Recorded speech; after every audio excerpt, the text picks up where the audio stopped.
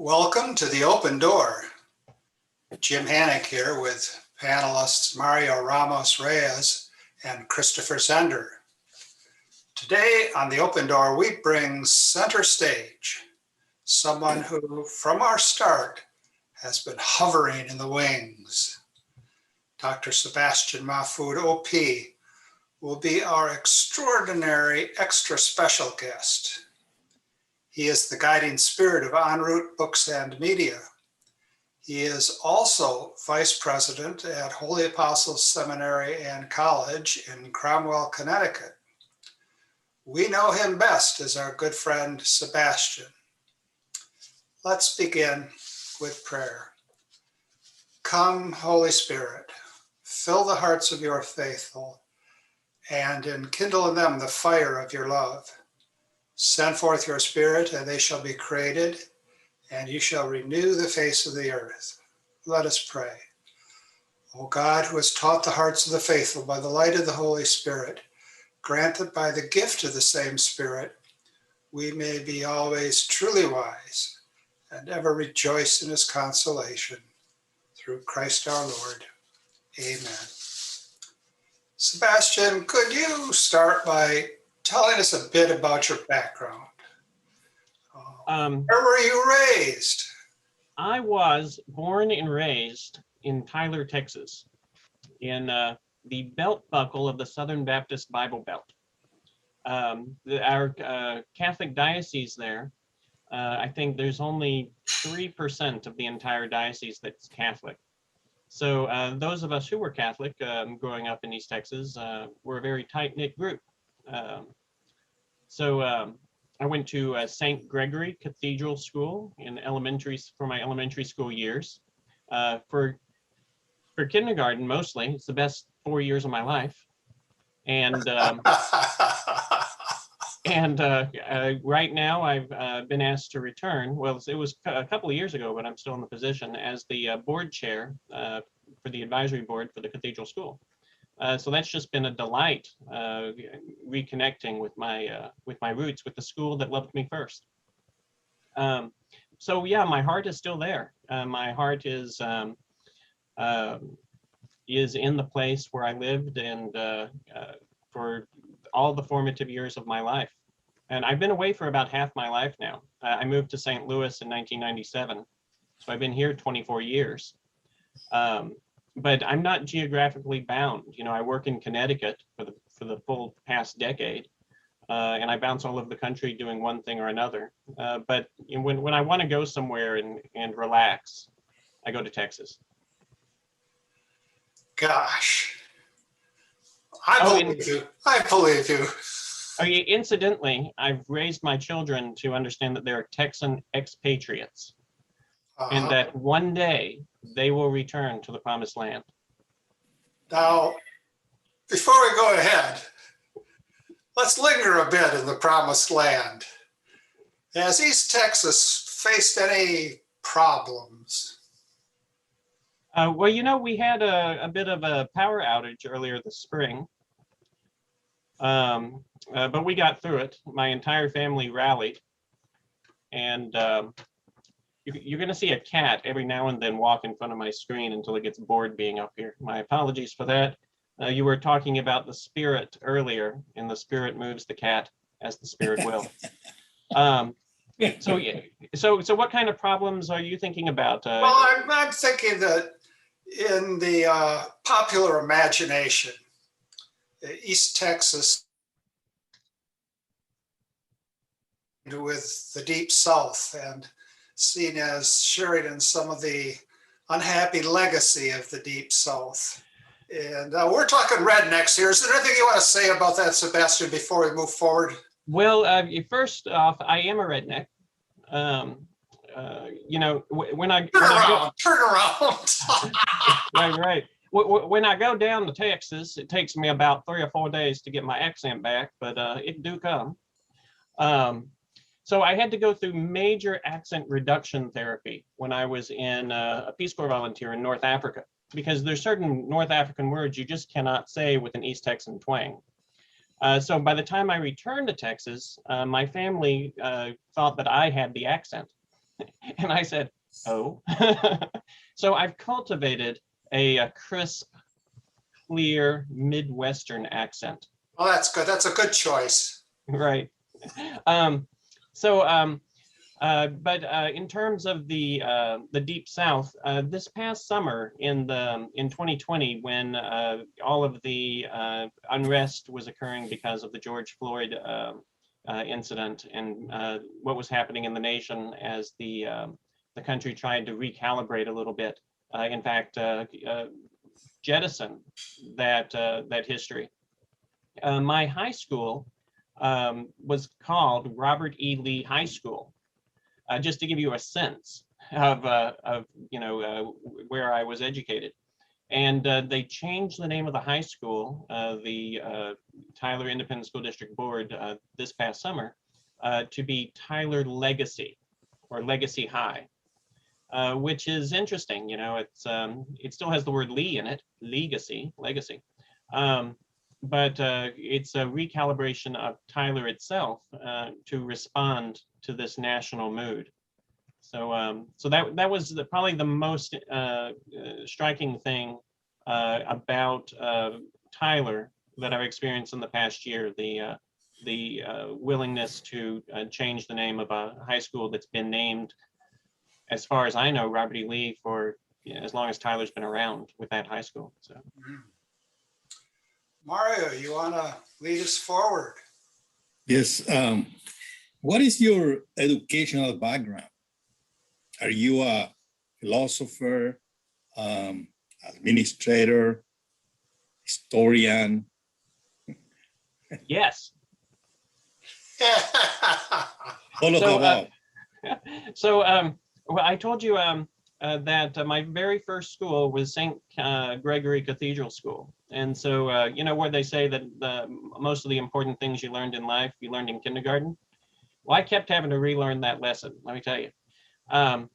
So by the time I got out of the elementary school, I wanted to be a writer. I wanted to be a historian. I wanted to teach history. It was a dream of my father's that he embedded within me from a very early age. He told me one thing. He said, "What are you going to be when you grow up?" And I remember telling maybe 1,000 people over the course of my youth, I want to be president of the United States, because that's what he wanted me to be. And I said, you know, Dad, what if I'm not president? He said, it doesn't matter. If you aim for president of the United States, you'll land on something good. You know, aim for a way to protect and to cultivate a community, a great or broad society of communities. And anything you do will be good, because whatever organization or whatever institution in which I end up, I mean, there's certain kinds of institutions you don't want to be institutionalized in. But I would have the sense of a statesman rather than, you know, perhaps a partisan politician. So after graduation from Robert E. Lee, I went to the University of Texas at Arlington. I stayed there a couple of years and finished my undergraduate degree. I got my master's, and it was a double major, was history. And I had an encounter my junior year with a literature professor named Simone Turbeville. And she taught me a class on Dante's Divine Comedy. And I was hooked. I double majored, took 6 English classes my senior year, just so I could pick up the credits, and ended up pursuing my master's degree in comparative literature. It wasn't like history was behind me or anything, but the comparative literature included all of the history. So it seemed like something to do. And at the age of 22, I graduated with my MA and jumped right into the United States Peace Corps. Spent 2 years in North Africa. I learned Arabic and French, and got to explore all the history of ancient Rome and the breadbasket of the Roman Empire, as it was called. And when I returned to this country in '96, I realized I wanted to teach. I wanted to teach forever. I had spent 2 years in North Africa teaching at a university. I was an associate professor there. At age 22, they hired me as an associate professor, or at least they didn't know what they were getting. You know, the Peace Corps is like a box of chocolates. When I returned, I realized I needed a PhD. So I went to St. Louis University. I finished a PhD in post-colonial literature, in an expansion of comparative literature to a degree. There's differences. And then when I finished my doctorate, my dissertation on radical eschatologies, how African novelists were using Christian eschatologies, Abrahamic eschatologies, to pursue a materialist social vision. So it was about Marxism. I thought to myself after I finished writing that paper, you know, there's more to study in theology that I don't know. So I was going to pursue a master's in theology, completely online from Holy Apostles College and Seminary. And I was working at a seminary at the time, at Kinnard Glennon Seminary. And one of the faculty members there said, you know, if you're going to study Catholic theology, you might as well start where our seminarians start, with Catholic, with philosophy, with scholastic philosophy, with the perennial philosophy of Aristotle and St. Thomas. And Holy Apostles had an online program in just that area. So I have an MA in philosophy, I have an MA in theology, and I picked up a Master of Educational Technology at Webster University in the meantime, just because. And I got halfway through an MBA program before I realized that what the program wanted to teach me was how to be a good employee. And I realized, it's not teaching me anything about how to be a good employer. I dropped the program and opened En route Books and Media, and here I am. Gosh, that's quite a story. I believe most of it.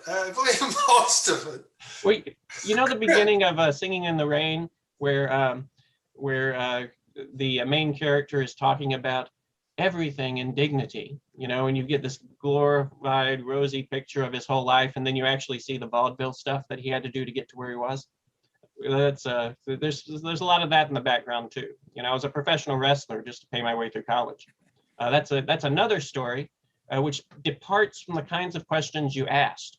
But I broke chairs over people's heads for a year. I mean, good fun. The world of wrestling is a world of, as Roland Barthes says, a world of where good is pitted against evil, and good men always win by their own virtues and merits, and bad men always win by cheating. So the real audience is always in the crowd, not in the ring. And that's the real education. It's working with others. It's the kinds of engagements that books can't teach. I've learned that over the course of my years. All right, that's a whole lot of lessons, Christopher. Yeah, in all those years of your accomplishments, did you take any time to have a family? If you did, maybe you can introduce it to us. Sure.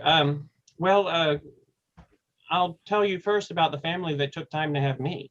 My grandfather and my grandmother, Milo and Mary Rose, moved to East Texas in 1957. And my father was about 10 years old at the time. His name's Philip Mahfood. In anticipating the question, I brought a photo of him. Let's see if you can see it with my filter. There it is. So this is him. He was a radio talk show host in East Texas, and was on every day on the Tyler radio station, KTBB, for a number of years.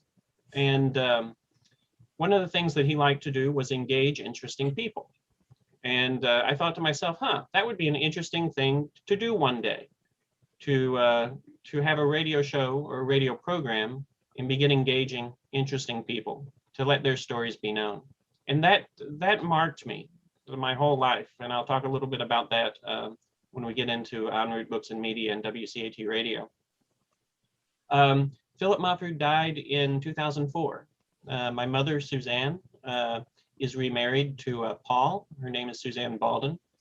And it was an interesting mix because my father's Lebanese and his parents were Lebanese and their parents were Lebanese. We come from a long line of Phoenicians.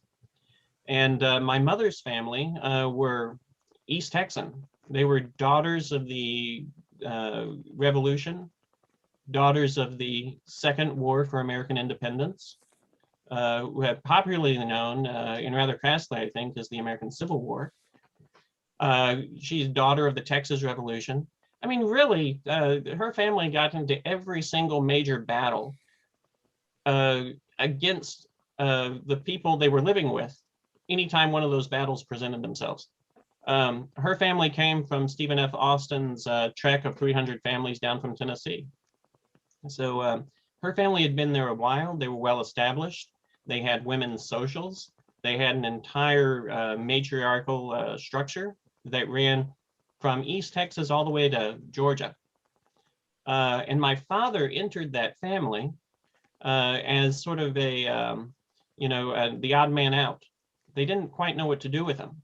But importantly, my mother entered my father's family as the odd woman out. And so I grew up with the sense that I was living in two worlds, that I was living in one world of grape leaves and kibbe, and I was living in the other world of collard greens and squash. And there goes another cat. Hey, there's an earthquake. Well, you have to understand, I'm surrounded by 4 cats in this house. And so what I do for my meetings to avoid being interrupted is I bring cat money. Now, this is a commercial for Friskies Party Mix. I will charge them later for that plug. So that was the dynamic in which I grew up. I grew up a Catholic in a heavily Southern Baptist area. I grew up if the words liminality and hybridity could be applied to anybody, it would be applied to the life I lived as an East Texan growing up, the grandson of Milo and Mary Rose Mahfood, and the grandson of Louise Flory, who was the bedrock of the East Texan family on my mother's side for 89 years. My aunt and uncle still live in East Texas. That's Michael and Suzanne Mahfood. And I try to get down there every 3 months. And I spend the whole weekend at their house. We go out, we do a lot of things, the fun things. It's the place where I go rest and relax. All of my cousins come over. They had 5 children, and their children had 16 kids collectively. So it's a real gathering ground for all things Mahfoodian. And I was rather saddened by the fact that when COVID hit, I couldn't go down and visit for 15 months. But they just celebrated their 50th wedding anniversary, and I got to go down there and celebrate that with them. More immediately, the reason why I'm in St. Louis is I lost a bet. So I married Stephanie Lynn Olson, who was a Peace Corps volunteer with me in North Africa. She was stationed 2 hours north in the capital city of Tunis. I was in the city of Kairouan. And we became very good friends when we were in Africa. And just before we left, we said, hey, let's see each other again in the United States. And then when we saw each other again in the United States, I said, hey, this would be a good thing to make permanent. But we had a problem. I lived in Texas and she lived in St. Louis. And so we made a bet. Whoever had the better position in 1 year would keep the city. Well, a year later, I was adjuncting at Texas Christian University. I was working at the Dallas County Auditor's Office as an auditing clerk part-time. And she was in a graduate program and had a full-time job.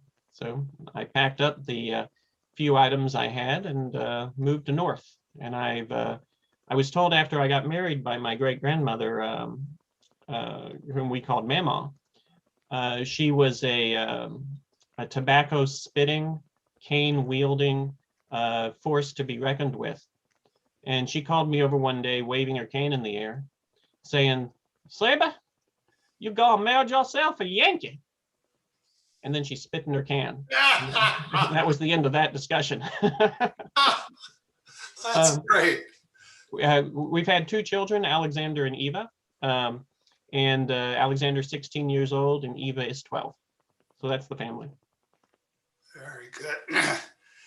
Now there's another origin story to be told. En route books and media. How did that come about and how is it fueled, as they say, fueled? Well, En route Books and Media is a very interesting company. I founded it in 2014, so 7 years ago. In the past 7 years, I've published 191 Catholic books. I'm going to hit 200 by September.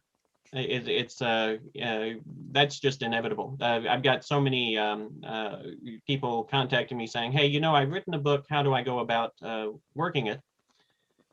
The model is first-time Catholic authors with an important message to share.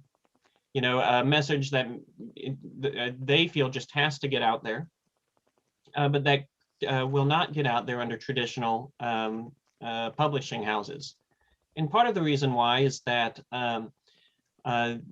publishing houses tend to look for something called return on investment, which is something I've discovered is actually a very good thing to have.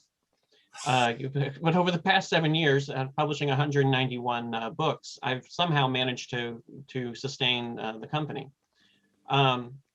Return on investment means that the kinds of authors that get published are people with broad social media outlets, ways to market books, not in the tens, but in the hundreds or in the thousands.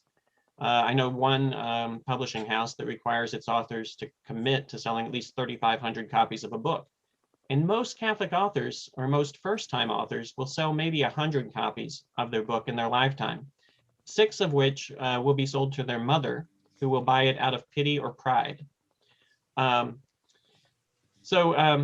the company didn't start out like that. The company started out in 2014. Father Douglas Mosey and I were at Holy Apostles, and we said, we need to find a way to strengthen the profile of the seminary within the Catholic community. And I said, a lot of Catholic schools have people who are well known. Take, for instance, Scott Hahn over at Franciscan. They've got publications. They go out and give talks. Well, at Holy Apostles in Cromwell, Connecticut, we have a dedicated core faculty of people who focused largely on teaching. And so how do we get them known? Well, we can publish things that they wrote, I said. We can encourage them to write things for publication. And then the question was, well, who's going to publish them? And I thought, I don't know.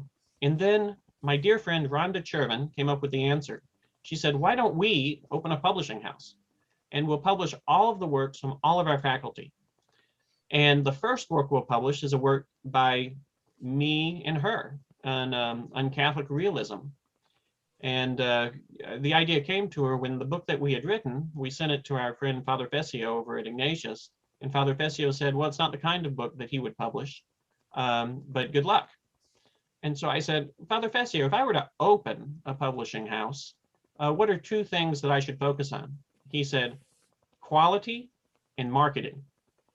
And I said, okay. And the marketing piece, within a couple of years, I figured a way to pursue that. It was with Rhonda Chervin and with Bob Olson, one of Rhonda's friends. We opened up something called WCAT Radio. And our very first show, we had 1 show host and 1 listener. And that listener was me. And the show was But you listened well. You're a good listener. The show was called The Open Door. Ah. And now you're over 200 episodes into it. So congratulations. Wow. Now I want to interject here a counter example on marketing. Okay. Catholic worker, penny a copy, no advertising, ever. Went up well over 100,000 copies.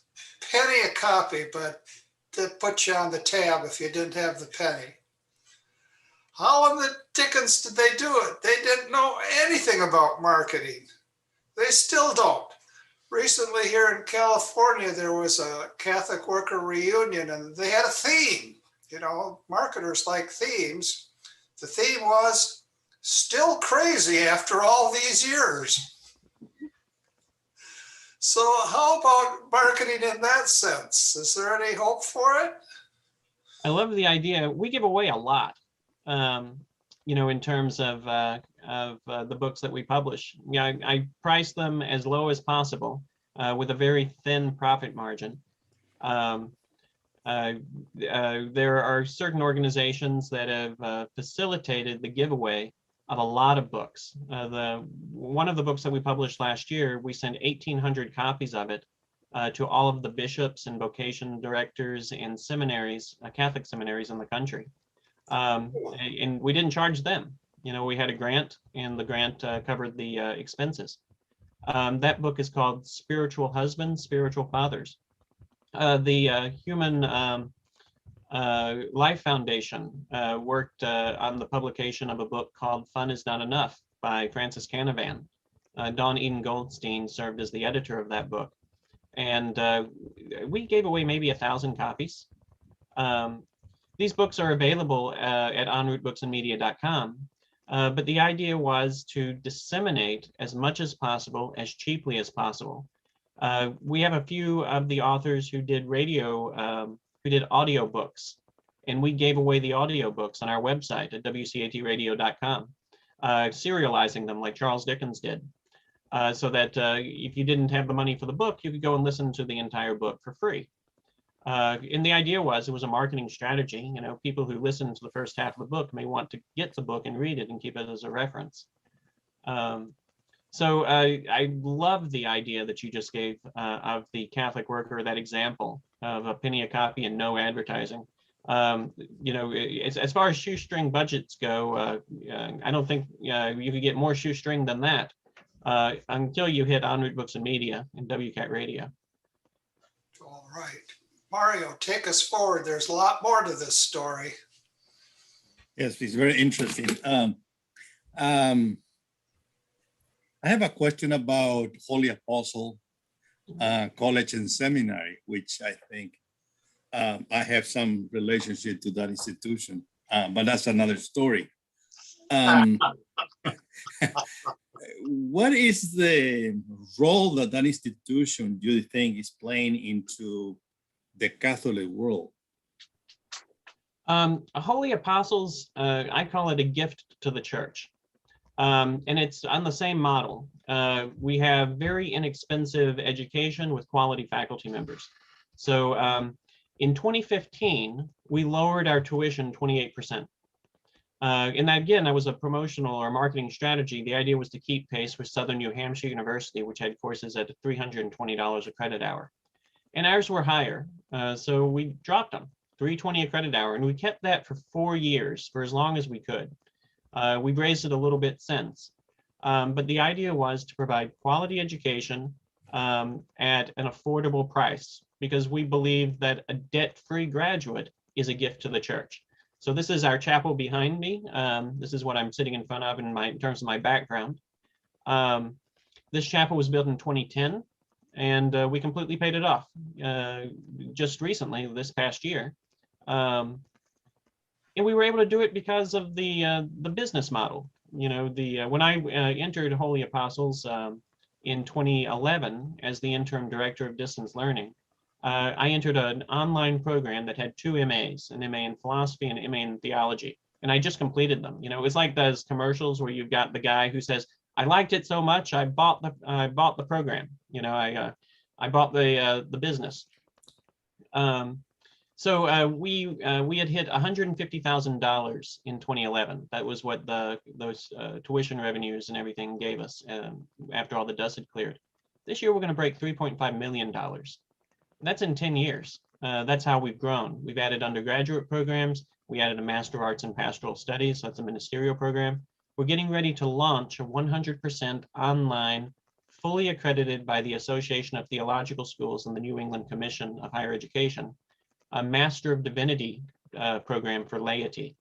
It's 72 credits, and it's going to provide a ministerial degree in the same way that other schools that offer MDivs provide, except ours is 100% online. It's the only one like it in the country. There's another school, St. Joseph's in Maine, that has an online MDiv, but they're not accredited by the Association of Theological Schools. They're not one of the 40 major seminaries in the country. So I think the dynamic of that kind of a program is going to be very attractive to people. So in short, holy apostles, by engaging in a very orthodox magisterial Catholicism, is attractive to a lot of people who want to learn their faith and learn how to live that faith. So I think that's what we offer. Christopher, you've had some connections with this institution, as I recall. In fact, I've heard you intone a certain melody that has a line that goes, "Rootity toot, rootity toot, we are the lads from the Institute." I wonder if you'd like to continue to explore with Sebastian, Holy Apostles College and Seminary. Well, I'm not sure what to expect. I think Mario has Holy Apostles in common. Well, Chris, you were one of my students once. I was, yes. Yes. You can't deny it. Mr. Zehnder, you can't deny it. Well, I wouldn't want to place the blame on him too. What about that incomplete that he still has, Sebastian? Are you going to ever get that out of him? Oh, I think I remember Chris as one of the brightest students we had.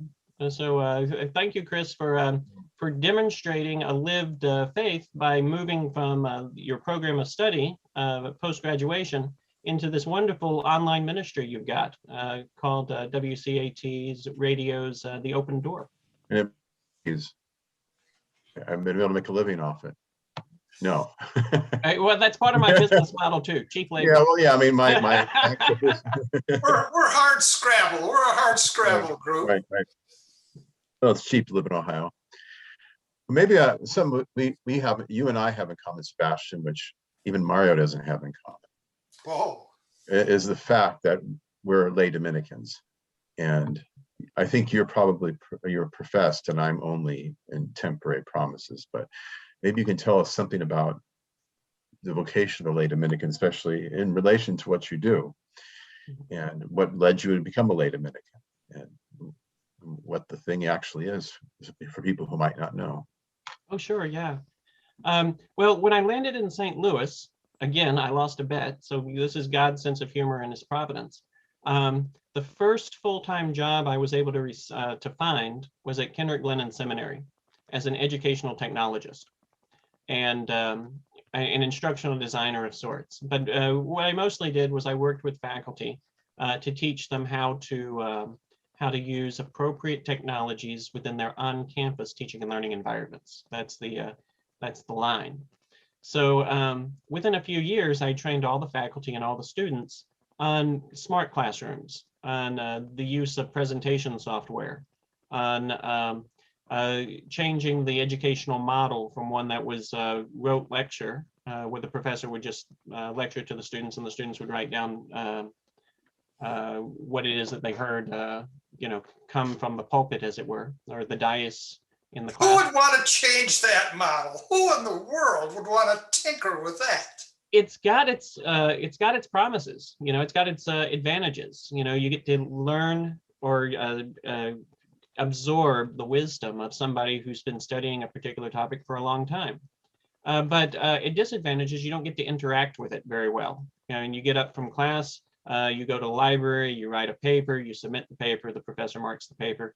And that's the extent of your interaction. In a lecture discussion format even, a good discussion will have the voices of about at least half a dozen students, who plug and play, over the course of the learning experience. So take, for instance, a professor who knows he's got to get through a certain amount of material, what my good friend Jim Rafferty calls anaposterophobia, or the fear of not covering all of the content. That professor, if he's going to ask a question, is going to receive responses from 3 or 4 students, and that'll be a good discussion.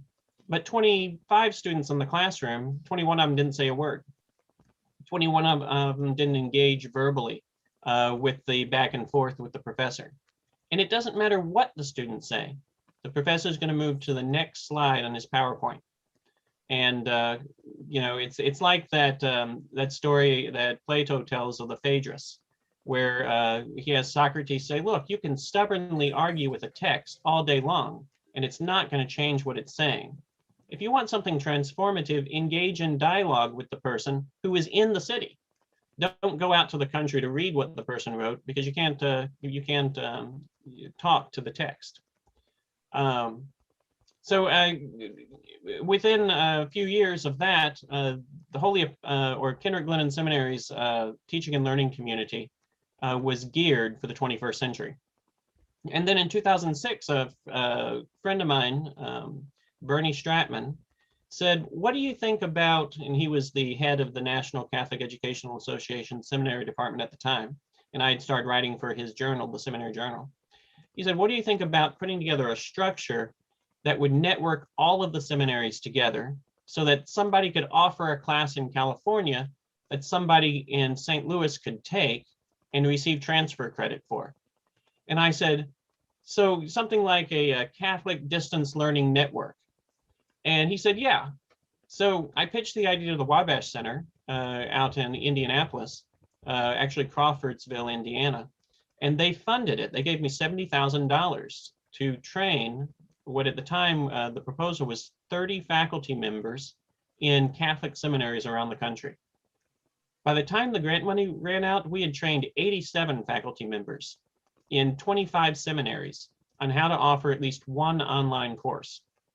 And we actually had it working. We had students register out of Kendrick Glennon Seminary for a science and theology class out of the Seminary of the Immaculate Conception. We had students from any number of seminaries allowing their students to register as their electives for courses that were taught in other places. And it was all done through the principle of reciprocity and through transfer credit. So that was how I got started at Kendrick and how I got started in this greater world. So the question then of the lay Dominican is embedded in that. It's embedded in what we'll be talking a little bit later about sharing the fruits of my contemplation. In 2008, I sat down to listen to some CDs that I had received from the Rosary Center in Oregon. And one of them was by a man named Father Brian Milady, a lay Dominican of the Western, or not a lay Dominican, he was a Dominican father of the Western Province. And the CD was called Study as an Act of Prayer. And in one short hour of listening to the Dominican understanding that when we exercise our rational intellect, we are exercising the very thing, the specific difference between us and the lower animals, the very thing that enables eternal and joyful communion with our Creator. So study is an act of prayer. So as soon as that was over, I got up from my desk and I walked down the hall to Father Tom McDermott's office. Father Tom McDermott is a Dominican father of the Central Province. And I said, Father, I understand that it's possible to become a lay Dominican. Do you know anything about that? And he directed me to Michael Porterfield, who was the moderator of the lay Dominicans in St. Louis, to our chapter here.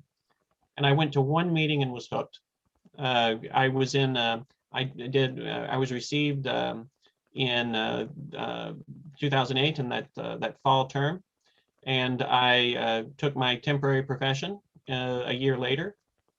And then 3 years after that, which is the period in which Christopher's in right now, 3 years after that, I was fully professed. And I learned that the difficulty of being fully professed in a small lay Dominican chapter is that you eventually end up in a leadership role rather quickly, sometimes. So my entire temporary profession, I was the vice moderator.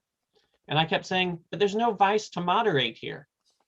You know, when are we going to get some of that good stuff?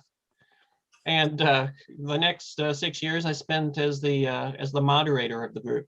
So I retired from my group moderation in January of 19, and the group had grown considerably in those years from the time I had entered.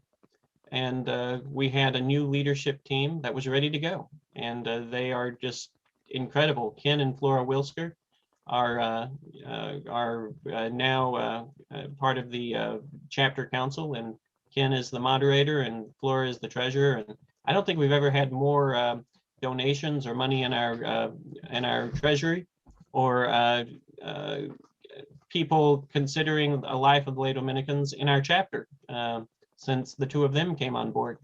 So I am just incredibly astounded by God's grace in the way the life of a lay Dominican has allowed me to grow spiritually, and the way that that growth has played out in the life of our community in St. Louis.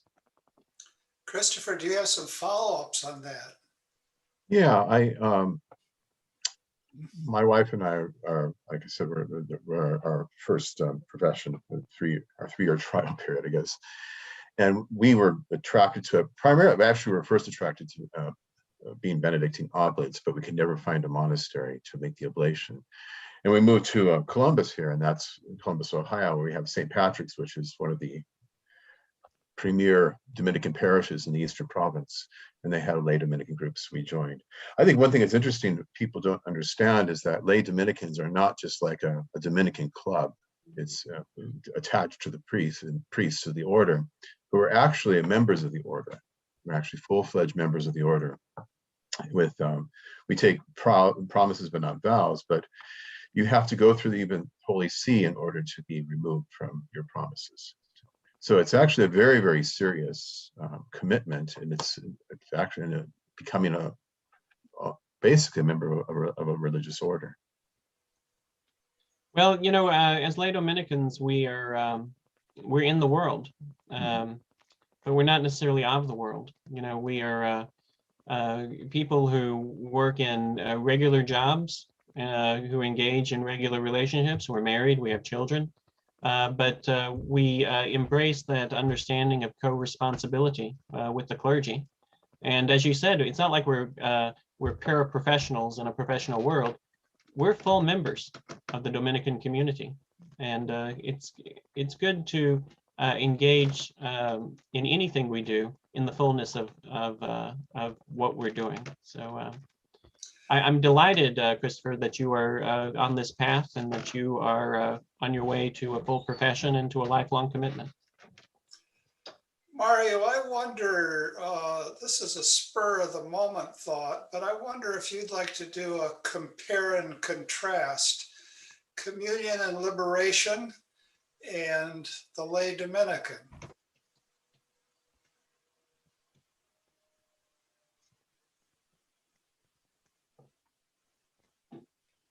Oh, you're muted, Mario. Sorry, my dog is. It's a good question. I'm not an expert in canon law to make a distinction in terms of belonging to a particular charism. But what I can see from my Thomist or Thomistic background, if that is close to what Dominican charism is,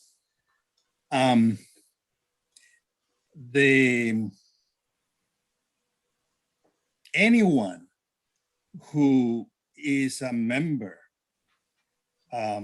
canonically speaking, of community liberation can be also a member of a Dominican order as a lay person.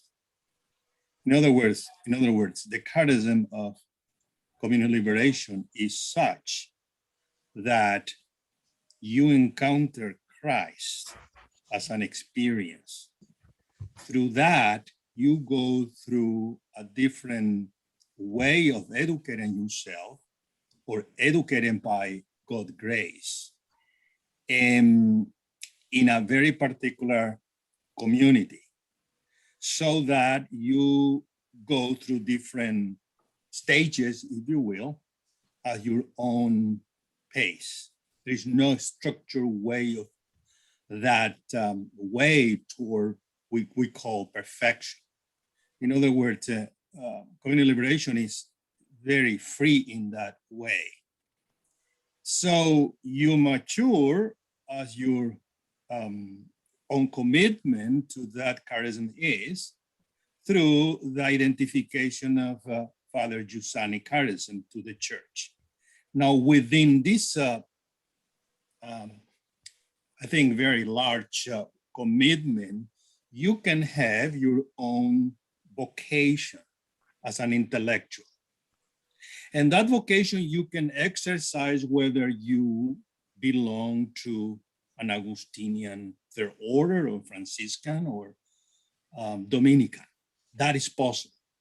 I know some people who have this quote unquote dual commitment, not many, and others just are intellectual within GL, but most of the people in community liberation are not intellectual in that sense as any other group. So that is my closest, in my own experience, I said, well, I was, before being a member of a GL, a Thomist, whose Thomism that I inherited was very intellectual, very abstract, very moralistic in many ways. That's a long story that you can trace back to the whole battles in 1960s, 1950s, particularly in Latin America. So when I encounter GL, that was a different type of the Christian fact. Christ become a presence. We didn't study the word only, but God's presence through the experience that we were encountering there. So that is basically, I think, the distinction I can make. But again, is there anything that is far away from community liberation? Is just a formula. It's very free. So much so that it's very different from other lay institutions. I don't know what Sebastian has to say about that.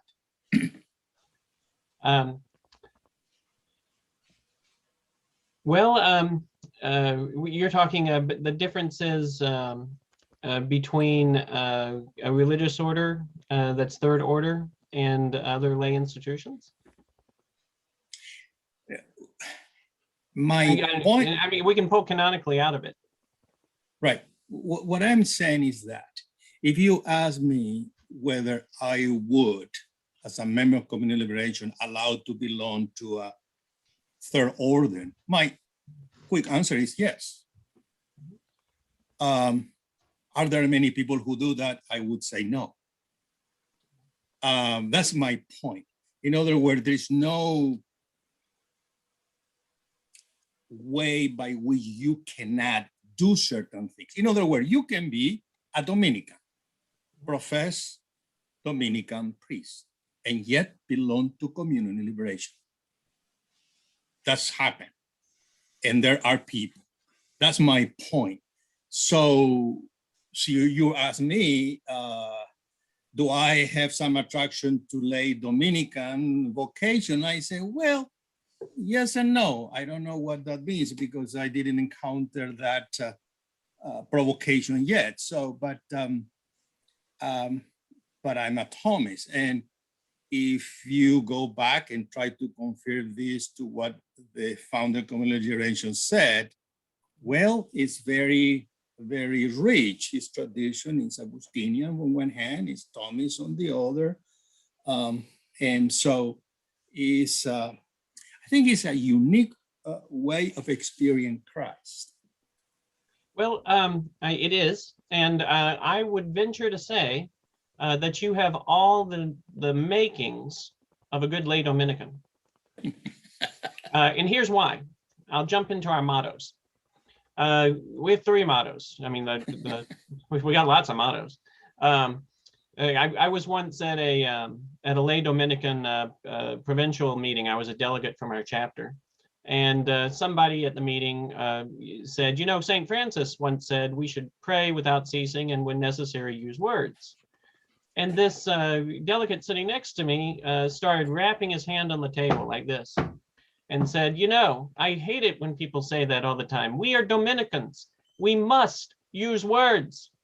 We must. And, he was so animated and so, and then he turned to me for validation.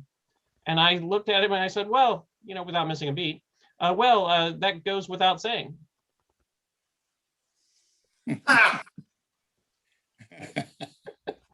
So veritas is our first motto. That's truth. And we understand truth is a person, Jesus Christ. So you get that because as a Thomist, that's what you pursue. Laudere, benedicere, predicare. To praise, to bless, and to preach. That love of life, that engagement with others, and that sharing of your thoughts with others, which I've seen you do, Mario, is all bound up in that.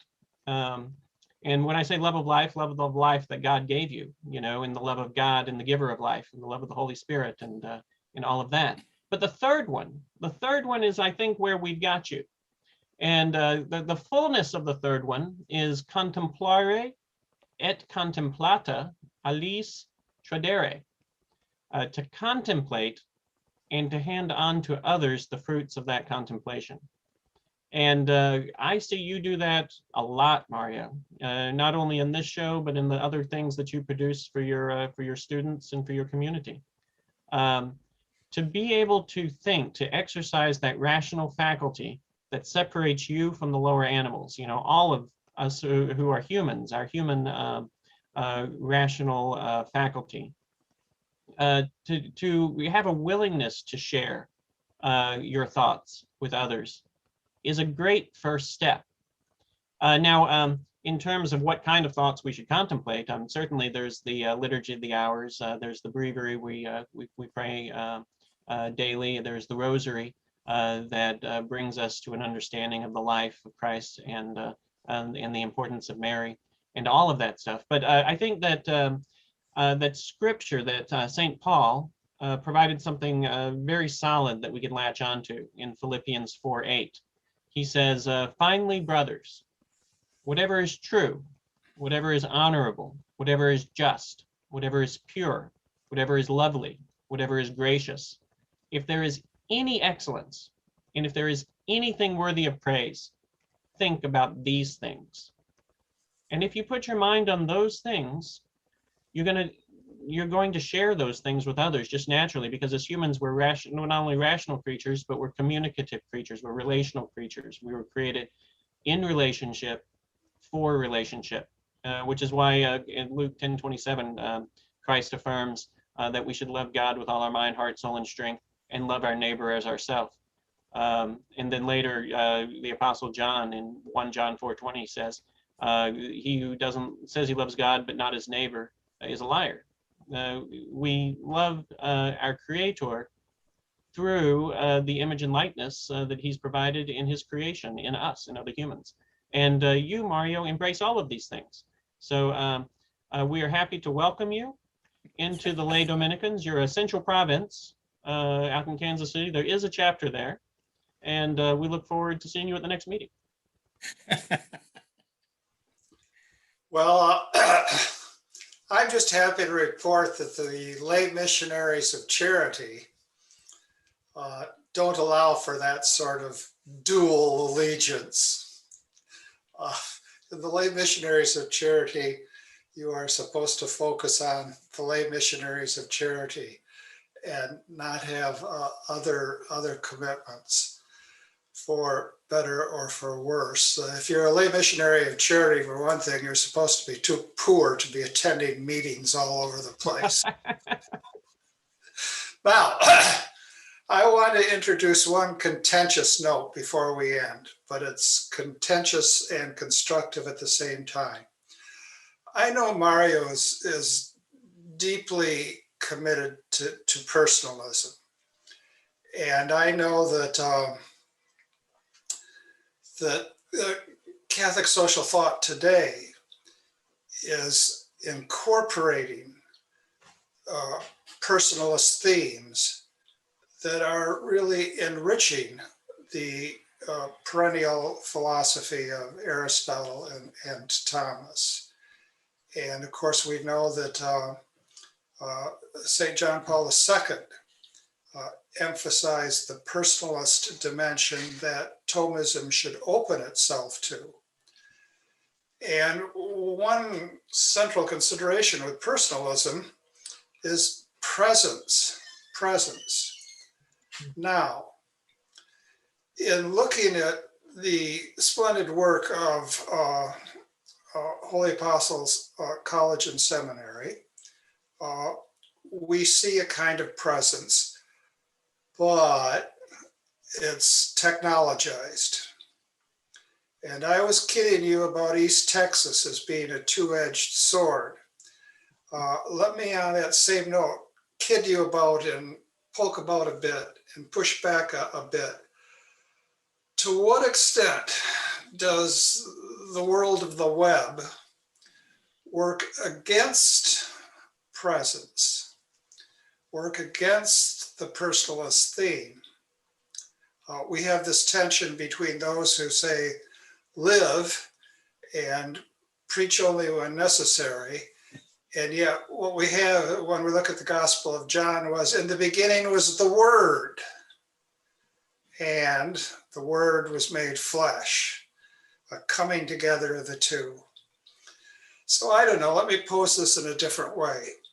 You're invited out to lunch by a fellow named C.S. Lewis, who personally is present to his students. And he says, what's this thing I hear about the web? You say to him, well, Clive Staples, this is what I say to you about the web. What do you say? Well, the first thing is just to draw back to what I mentioned earlier. We are still in a global pandemic, and I think the importance of personal presence has never been more emphasized.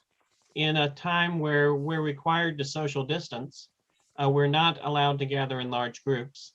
We weren't able to go to Mass for the longest time. The churches were closed. All of these things drove us into community with one another in whatever means. And Zoom, which is our platform now, is one of those. The fact that so many people gathered with one another through appropriate media or mediated communication, methods of mediated communication, is an indication of the love and desire we have for community and for replicating in whatever way we can personal presence. Before the pandemic, if we gathered together in meetings, they were largely audio telephone meetings where we didn't see other people, but we can see each other now. This different because these kinds of meetings are real. And these kinds of groups are real because there's real people engaging them, but they're site specific, they're task oriented.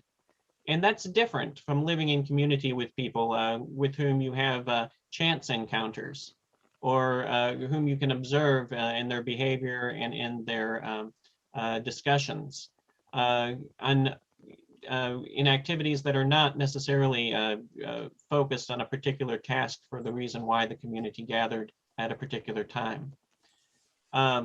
So I would say to C.S. Lewis, I would say humans, as he well knows, are social creatures. And we're going to come together in any way. If you recall Marshall McLuhan, the great media enthusiast of the 20th century. And Chesterton fan. And Chesterton fan, which is an important mark in his favor. He said that our technologies are extensions of ourselves.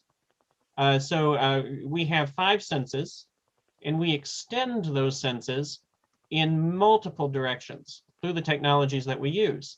But he had an important caveat that I think is worth addressing in the context of your question.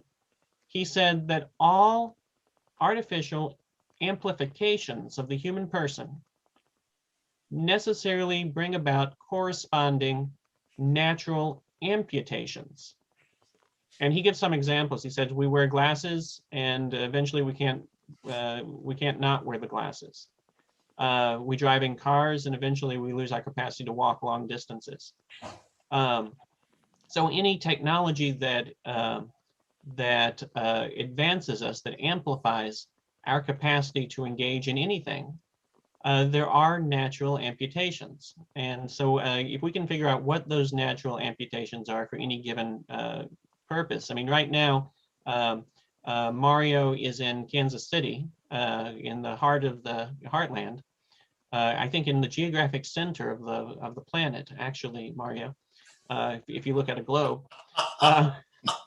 Spin it and put your finger on it. Jim is out there in California, and Christopher's in Ohio, and I'm sitting here in St. Louis. There's the only way we could come together for this conversation is in this way.